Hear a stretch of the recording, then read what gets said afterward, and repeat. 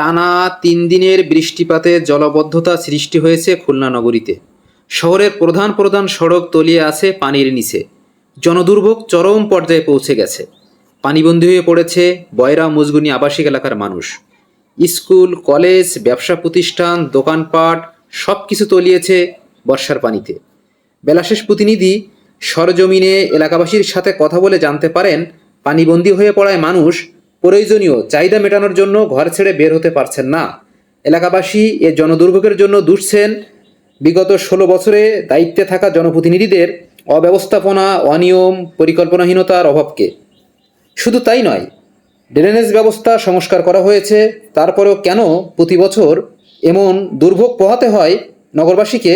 সবার মনে এমন প্রশ্ন। পানি পানি তিনটা। এখন যে সড়কটি আপনারা দেখছেন, এই সড়কটি হচ্ছে বয়রা বাজার থেকে ডাকবাংলা দিকে যাওয়ার মূল সংযোগ সড়ক।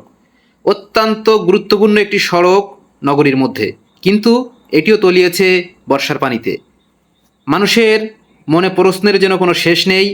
এর শেষ কোথায়? কবে এই দুর্ভোগ থেকে মানুষ পরিত্রাণ পাবে, মুক্তি পাবে? প্রত্যেকটি মানুষের মধ্যে ঘুরপাক খাচ্ছে এমন প্রশ্ন।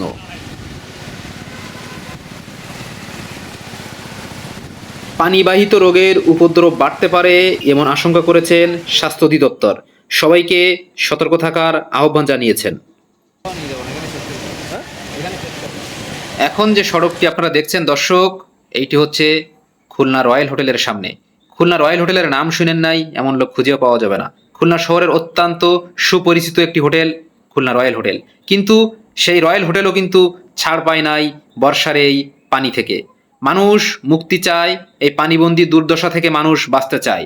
পুলিশের গাড়ি পর্যন্ত ছাড় নয়। দেখছেন, মনে হচ্ছে কোনো মহাসাগরের উপর দিয়ে কোনো সাবমেরিন যাচ্ছে, অনেকটা এমন মনে হচ্ছে। এইটা খুলনা বয়রা মুজগুনি আবাসিক এলাকার ভিতরের দৃশ্য। পানিবন্দী হয়ে আছে পুরা আবাসিক এলাকার মানুষ। জনদুর্ভোগ দেখার কেউ নেই। হাহাকার উঠছে মানুষের মধ্যে। এমনও শুনেছি আমরা, মানুষের বাসাবাড়ির নিত্য প্রয়োজনীয় খাবার শেষ হয়ে গিয়েছে। বাজারের জন্য তারা রাস্তায় বের হবে, তেমন উপায়টাও নেই। বলা চলে বড় বড় ভবনগুলোর নিচতলা পানিবন্দী হয়ে গেছে। এখন যে সড়কটি আপনারা দেখছেন, এই সড়কটির কথা না বললেই নয়।